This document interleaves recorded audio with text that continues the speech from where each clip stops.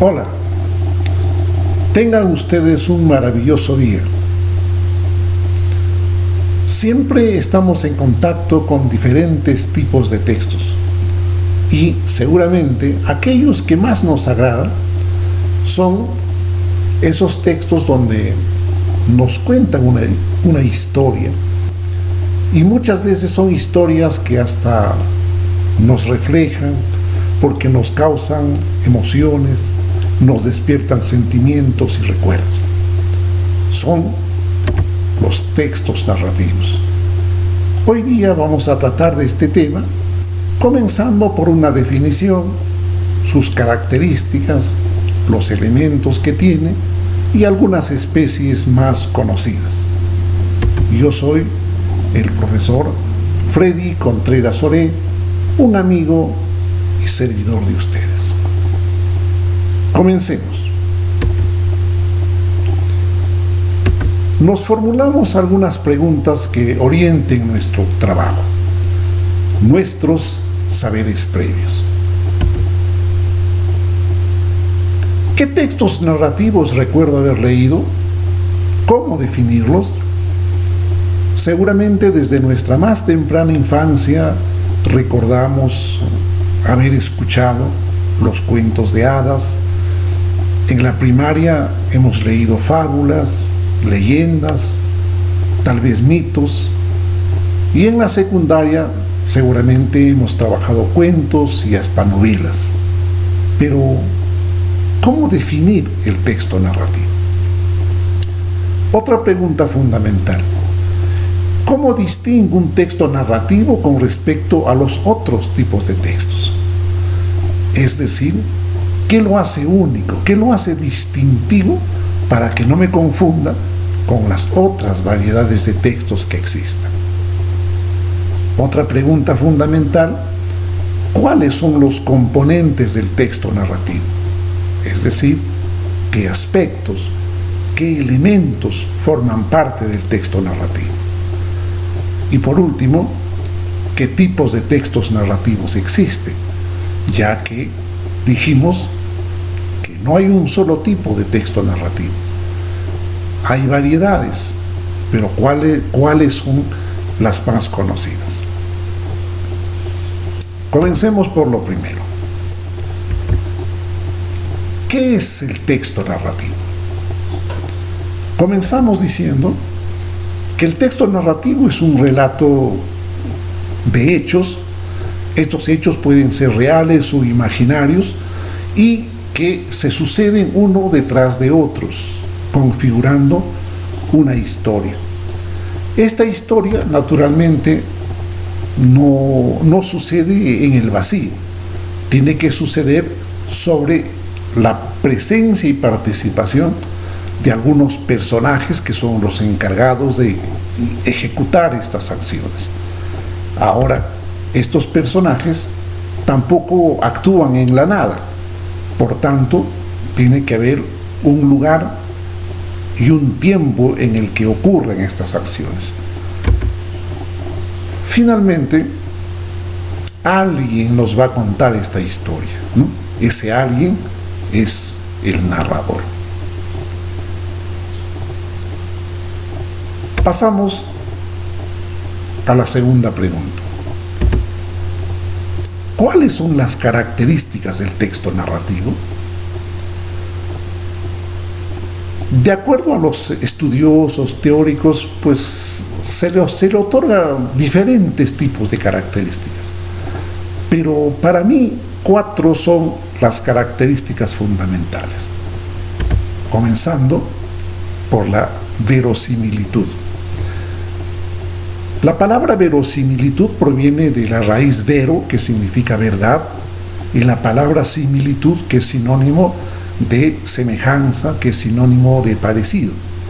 Entonces, hablar de verosimilitud es hablar de algo que se parece a la verdad. Otro término más apropiado podría ser que la historia sea una historia creíble, que más allá de los componentes de ficción que pueda tener, más allá de que la imaginación del autor le puede agregar muchos aspectos de su propia visión del mundo, de su fantasía, de su creación personal, tenemos que hacer que las historias que se cuentan en un texto narrativo sean digeribles y creíbles por parte del lector. Por poner un ejemplo, si yo me pongo a hablar de una historia ambientada en la Roma de la Edad Antigua y en algún momento uno de los personajes tiene que consultar el tiempo, yo no podría poner a ese personaje con un reloj pulsera, porque no corresponde a su tiempo, no corresponde a su época. El avance tecnológico de esos tiempos no les permitía contar con ese instrumento. Entonces, para que mi historia sea creíble, tengo que hablar de un reloj de arena. Y lo mismo sucedería si yo creo una historia en un tiempo futuro, ¿no? Donde hay viajes interespaciales, donde la gente visita con toda normalidad otros planetas, y de repente cuando tenga que consultar el tiempo, ya ni siquiera utilizarían los relojes pulsera de nuestras épocas, ¿no? Sino otro instrumento apropiado a el avance tecnológico y científico de esa época futura, ¿no? Entonces, hacerlo verosímil es hacerlo creíble. Aún sabiendo que es ficción, se tiene que contar como una historia verdadera. Tenemos también la rapidez y el movimiento. Y aquí sí nos referimos a que si un texto narrativo está basado en la acción, esas acciones tienen que ser ágiles. Se tiene que pasar de una acción A a la acción B, a la acción C, donde la explicación o el desarrollo de la historia esté centrado exactamente en los hechos, en las acciones, y no en descripciones largas, en comentarios extensos que hacen perder el interés de la historia, ¿no? Entonces, rapidez y movimiento implica una secuencia rápida de acciones. También hablamos de la sencillez, refiriéndonos sobre todo al manejo del lenguaje. Es falso creer que un buen texto narrativo tiene que contar con muchas palabras de neologismo o con un lenguaje ampuloso, difícil de comprender. No, más bien la sencillez apunta a la claridad del lenguaje, a que sea entendible, a que cualquier lector lo pueda comprender con facilidad. Y por último, la brevedad. Pero cuando hablamos de brevedad, hablamos de que la historia tiene que estar centrada a un tema, y todo aquello que ocurre fuera del tema no es necesario dentro de esa historia, ¿no? Pero todo lo que sí es útil para desarrollar el tema, la idea, el asunto que me he planteado, sí es útil y valioso en la historia, ¿no? Entonces, ahí la brevedad no se refiere tanto a la extensión de la historia, sino a que tenga que contener todo lo que es estrictamente necesario para que esa historia esté centrada en un tema. A continuación, vamos a ver los elementos. Aquí hay una pregunta, ¿no? ¿Con qué elementos cuenta? Y bueno, tenemos la imagen de un pasaje que de repente muchos de ustedes han reconocido ya, que trata de algo que ocurre en la novela 100 años de soledad, ¿no? Cuando Aureliano Buendía con su esposa parten de su pueblo y trajinan por selvas, parajes desconocidos para fundar Macondo. Sobre la base de esta imagen, hagámonos nosotros algunas preguntas. ¿Qué está ocurriendo? ¿Quiénes llevan a cabo este hecho? ¿Dónde están? ¿Cuándo ocurre? ¿Quién se encarga de contarlo?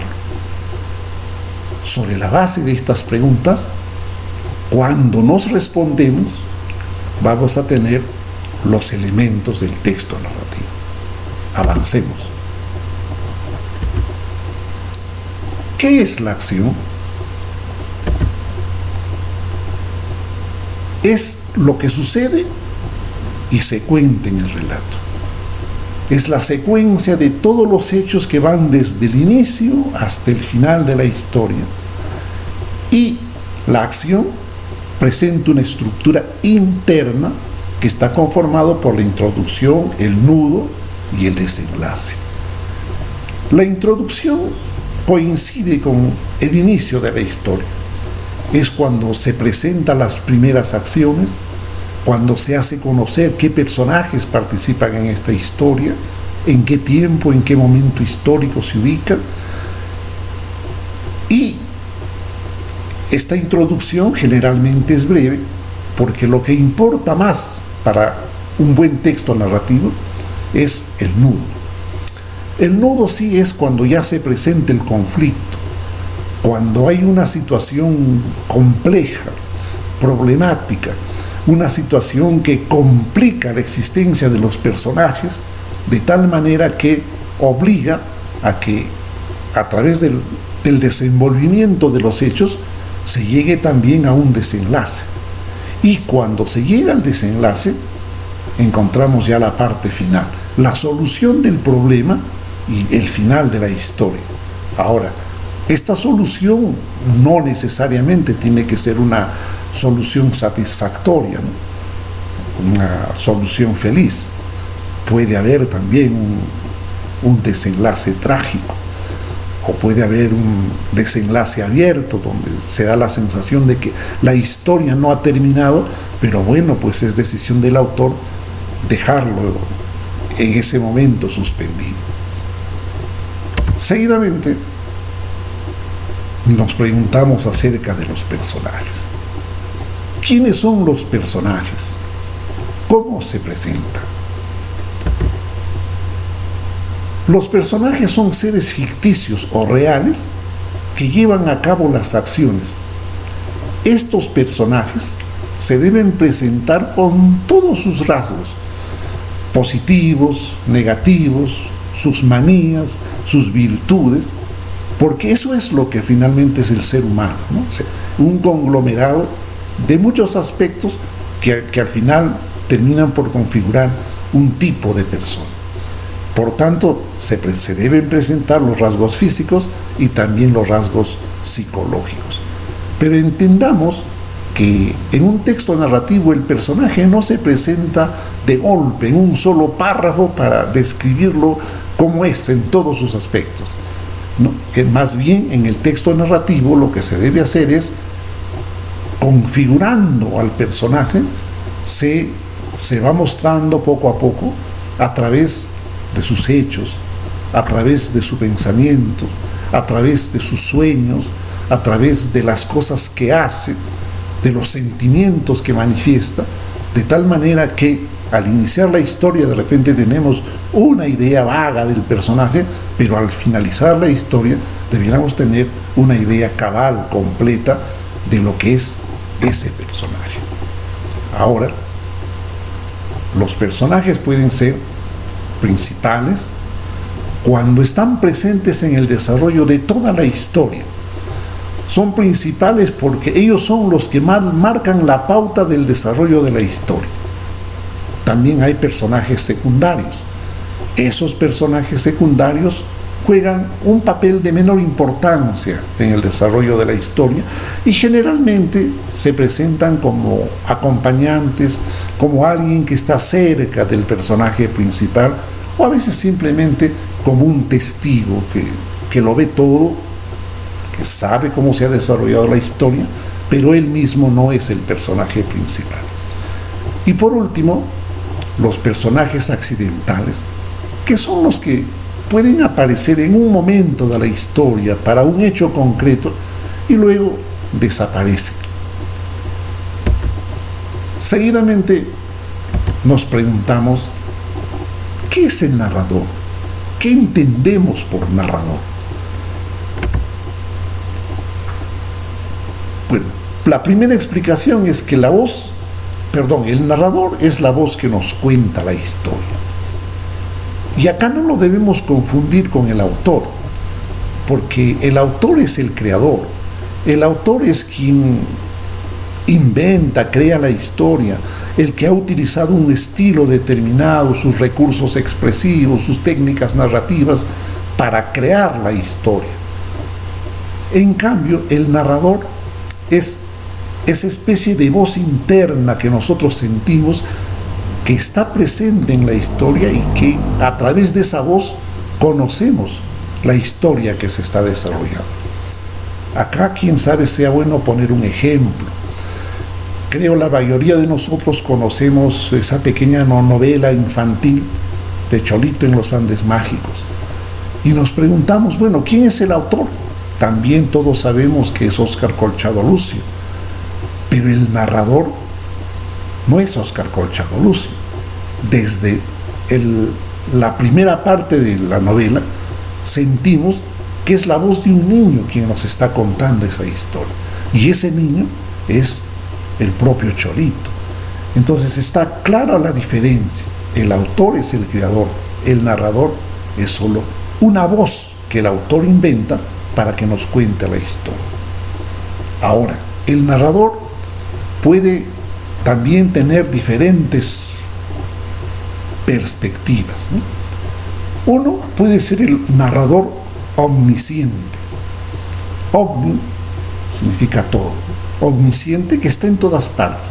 Es decir, es el narrador que sabe toda la historia, conoce lo mínimo de la historia, incluso es capaz de conocer lo que piensa, lo que siente, cómo es que los personajes se comportan en su vida íntima. Si tienen un sueño, él es capaz de saber qué es lo que soñaron. Está presente y es el sabelotodo de la historia. Cuenta esta historia en tercera persona, donde otros son quienes se desarrollan y quienes llevan a cabo las acciones. En cambio, también puede haber un narrador testigo. El narrador testigo cuenta la historia en primera persona, ¿no? O sea, hay un yo que cuenta la historia porque él vio y hasta quién sabe participó de algunos hechos de la historia, pero como testigo solamente cuenta lo que puede ver y lo cuenta en primera persona. A diferencia del narrador testigo, también hay un narrador protagonista que igual cuenta la historia en primera persona, pero él es el personaje principal. O sea, a la par que hay un yo que cuenta la historia, ese narrador también es el personaje principal de la historia. Si vamos a hablar si vamos a mencionar la novela que hace un rato les comenté sobre Cholito en los Andes Mágicos, ahí tenemos también, ¿no?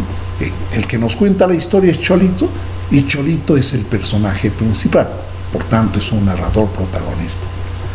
Y por último, también hay un narrador en segunda persona. El narrador en segunda persona cuenta la historia como si estuviera conversando, como que estuviese dirigiéndose a un tú que le está escuchando. Entonces es muy común leer en este tipo de historias expresiones como: ¿te acuerdas cuando estábamos en tal lugar? ¿Te acuerdas cuando tú hiciste tal cosa? ¿No? Entonces hay siempre como un oyente, un tú que está presente como interlocutor de la historia, y ese narrador se está dirigiendo a él constantemente. Pasemos a lo que sigue. Nos preguntamos, ¿qué son el escenario y el tiempo? El escenario es el medio donde se produce la acción y se desenvuelven los personajes. El lugar. En la imagen que acá les muestro, ustedes pueden ver que los personajes están en un bosque, ¿no? Ese es el escenario. Y luego el tiempo es el momento en que se realiza la acción y el lapso que dura. Acá sí quisiera que se tome en cuenta que hay dos aspectos. Cuando hablamos del momento histórico en el que ocurre, estamos hablando de un tiempo externo, estamos hablando de la época, la circunstancia externa en la cual yo puedo ubicar que han ocurrido esas acciones. Por ejemplo, acá en esta imagen vemos a dos personas que están conversando, montados cada uno en un caballo, pero la forma de vestir que ellos tienen, por ejemplo, el caballero porta una espada, tiene puesta una polaca que no es propia de nuestra época, tiene puesta botas que no es común que hoy día las personas utilicen, y entonces nos ubicamos en una época histórica diferente a la nuestra. Por de pronto podemos decir que es un tiempo pasado y habría que ubicarlo de repente en ese periodo ya de finales de la Edad Media, los inicios del modernismo a través de la historia. En cambio, hay otro tiempo, y ese tiempo es el tiempo interno de la propia historia, es decir, cuánto dura la historia. Y acá, bueno, depende también de cómo se presente el texto. Una historia puede durar un día, puede durar una hora, o puede durar también un año y muchos años. Hasta incluso hay autores que alguna vez han hecho desarrollar sus historias en el tiempo que dura exactamente el sueño de una persona, ¿no? Entonces, hay que diferenciar ese tiempo interno con respecto al tiempo externo. El tiempo externo es la época histórica en la que podemos ubicar la historia. El tiempo interno es el lapso que dura el desarrollo de esa historia. Por último, nos preguntamos acerca de las especies, ¿no? Especies, tipos, variedades de textos narrativos. Y tenemos la novela, que es un relato extenso con la participación de muchos personajes, complejo porque pueden haber muchos temas que se interrelacionan, y fundamentalmente la novela se caracteriza por su extensión y su actitud multitemática. Pero, como al inicio decíamos, pueden tratarse muchos temas, pero al final todos se centralizan en un tema principal, ¿no? Y bueno, pueden haber muchos personajes que van construyendo ese mundo de ficción que es la novela. En cambio, el cuento sí es una narración breve, participan poquísimos personajes y debe estar centrado a un único tema.